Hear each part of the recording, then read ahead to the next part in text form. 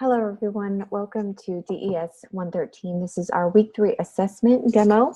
We're going to be making typesetting decisions today, and you're going to be practicing your typesetting skills and kind of implementing the 19 rules of typography that we went over in class yesterday. And we're going to first start using InDesign. So this assessment is going to be set up in InDesign, and you're going to create a new document with this following specs. So you're going to deselect facing pages. We only need one page. Letter size, 8.5 by 11, stays the same. Now you can choose to set up a 2 or 3 column grid in your document. I'm going to set up 3. So I'll just click on columns here and add 3. Leave the gutter at a default. And then the margins, you're going to deselect, make the gutter the same, or make the margins the same. So we want all these settings to be different or be able to enter them manually. So the only one that's different is the bottom setting, which is 0.75 inches. The rest stay at half an inch. And then we're going to create some text boxes. So you hit OK, and here's our document. This is just a refresher course of what we did in week 2. So you're going to click and drag a text box. You can either click T on your keyboard to access the type tool, or you can use located on your toolbar. The idea here is to use these margin lines and the gutter lines to place your document exactly where it needs to go. There we go. And I'm just going to hold down Alt or Option on your keyboard and click and drag these text boxes. I'm just going to carry them over. So now I have 1, 2, 3. I'm going to go to my View drop-down menu and click on Display Perform, or I'm sorry, let's see, Grids and Guides. Click on, let's see, we want to click on, Grids and Guides. We want our Smart Guides to be turned on, and we also want to be able to show the baseline grid. So you can see that right like that, okay? So let's set up our baseline grid. You'll go into Preferences, click on Grids, and all this information should be the same. The only thing we're going to adjust is the increment every, and we're going to change that to 14, and the view threshold is another thing we'll change. You can change that to 50%, and then you'll hit OK.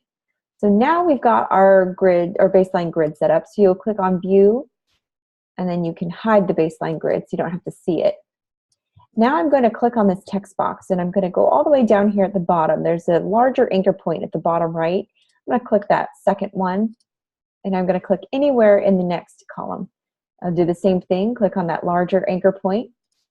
Click anywhere in the third column. All right. So now we've connected these text boxes. And so what we're going to do is we're going to flow our text in, okay? And there's a lot of different ways you can do that. You can either copy and paste it, or you can just flow it in by going to File, Place.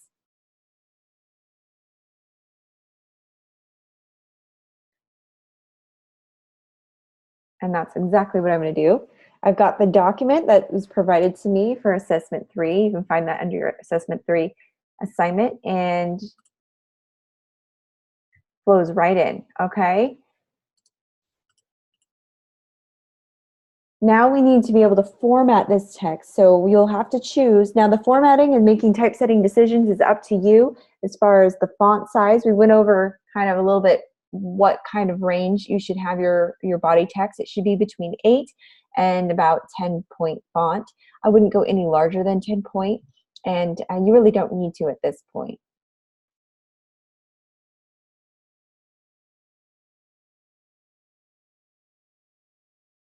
Okay, then you want to go to View. Under Extras, click on Show Text Threads. And by doing that, you see these diagonal blue lines. This is just showing that your text boxes are all connected and all linked. You want to make sure you check that before you flow in your text. You can also hide that as well. You go to Extras, Hide Text Threads, so you don't have to see that. Now that your text is all flowed in, we're going to Command A or Apple A if you're on a Mac, or Control A if you're on a PC.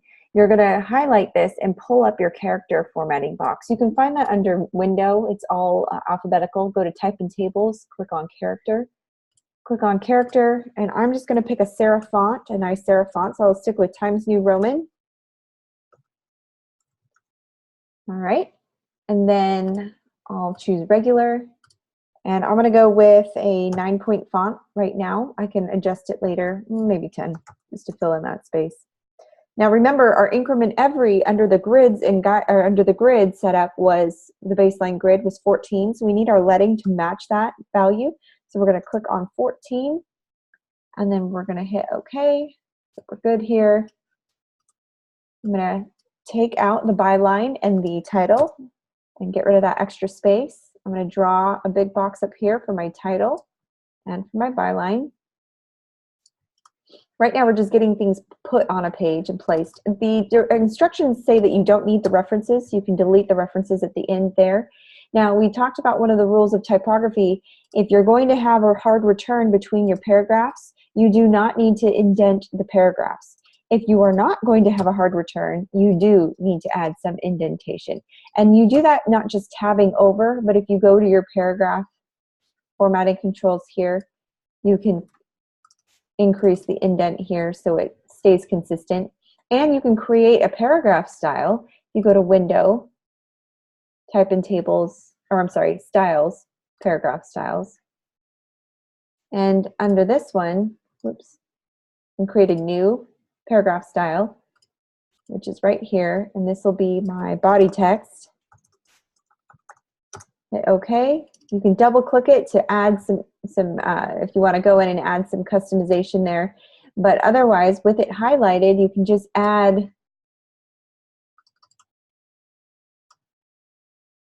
There we go. Got the indented paragraph here.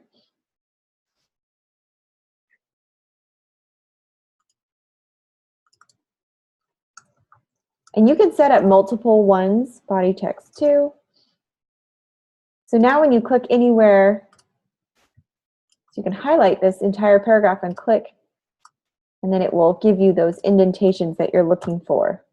Okay, that could be one body text paragraph style and get rid of these hard returns. Or if you wanted to keep the hard returns, you could just create, that could be your body text number 1.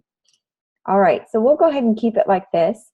Now I need to set my text to my baseline grid. So I'll go ahead and go to View, Grids and Guides, Show Baseline Grid. I'm going to click out of these paragraph styles. And you notice that my text is not falling on my baseline. It's kind of sitting in the middle. So what we want to do is align these columns. So I'm going to highlight the text, go to Paragraph Settings, and over here we want to align to the baseline grid. And now everything shifts down and it sits nice and pretty on those blue lines. Now everything is lined up, and once you have that lined up, what you can do is just hide that view. So I'll hide the baseline grid. I no longer need to see it at this point. I'm going to highlight this first letter of my first paragraph, and I'm going to go to my character formatting controls here, and I'm going to, let's see, we're going to go to paragraph formatting controls up top, and we're going to increase that about 2 or 3 lines. Now this one does not need an indent, so you can take out that indentation and just do a drop cap. So for the drop cap, we won't need that. All right. I'm going to highlight all 3 boxes and hold down. If you hold down Shift, you can select multiple objects at a time. And now I'm going to move the mouse down right about there. I'm going to make my headline nice and big. For this one, I'm going to choose a sans serif, nice and large. And I want this to be nice and bold.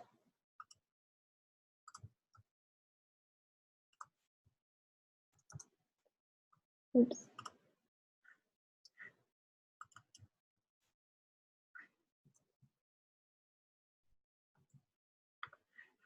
Okay.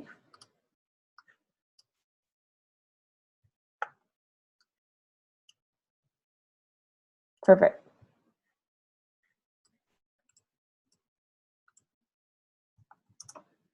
All right, and then I'm going to format my byline.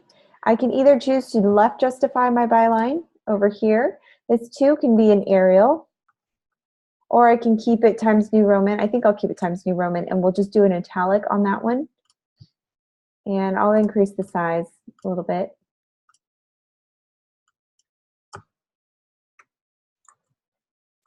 Okay? And you want to give some space between. All right. Now what I need to do is add a pull quote. Now we talked about pull quotes in class, so you just basically pull a quote anywhere in there. There's a quote here, so I'm going to grab this pull quote. You just simply copy it and put it in a separate text box. I'm going to take off this indentation. Okay, and then I'm going to make this much larger. I'm going to do a bold, and I'm actually going to change the text, the font, so that it stands out a little bit. And I'm going to change the size. Pull quotes can be big.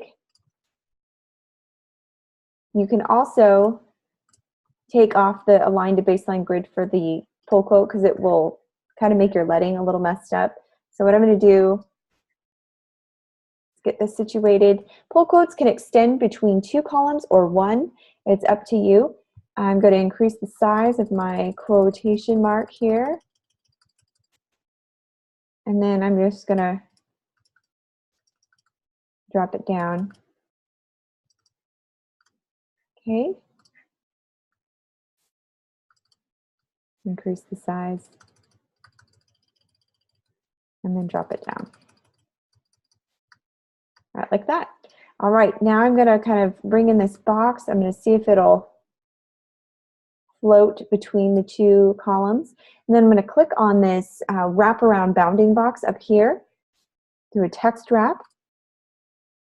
And the idea here is to kind of make sure it doesn't cut off the last line of a paragraph or something. We want to make sure it falls nice.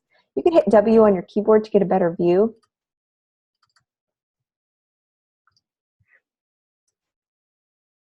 Okay. And then we want to watch out for widows. Like this is a widow with a word that's all by itself. So we want to make sure we take care of the widows. And I'm just going to hold down Shift and select these boxes. I'm going to slowly bring up the text boxes until all the text is displaying. When you see this plus sign here at the bottom, that means there's something that's missing. All right, and now I'm going to get rid of this widow that seems to be dangling. I'm just going to adjust my tracking very, very little, maybe -10. Same thing with this one.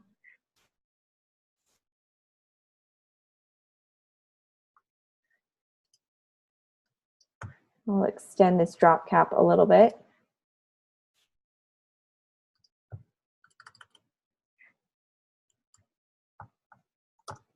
There we go. All right.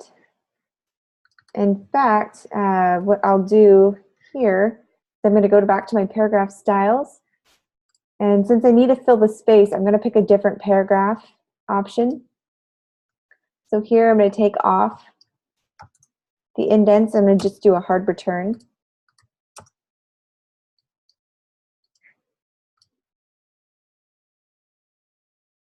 Like that. So I'll do a hard return where the paragraphs are. It seems to be able to take up a little bit more space.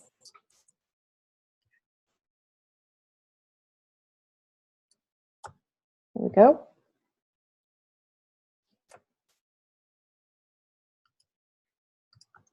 Perfect. All right, so I have no widows. My text is all laid out. And I'm going to shift this up a little bit. And I'm going to bring my headline down. And another thing you have to do is go to your A master. If you click on your master page, we talked about how to do this in class. If you grab your type tool and draw a text box, go to type, insert special character, markers, current page number, and it will put a placeholder there for you. So when you go to page 1, you'll see that number 1 there. Line it up. So there's page 1. And then you can add something else to the bottom if you wanted to add the name of the article, add a little bit more to it. But this is how you'll structure your document. Again, it's just a refresher of what we did in our last assessment, but this time you get to choose the typesetting values. You get to make the typesetting decision. So I hope this helps, and email me if you have any questions.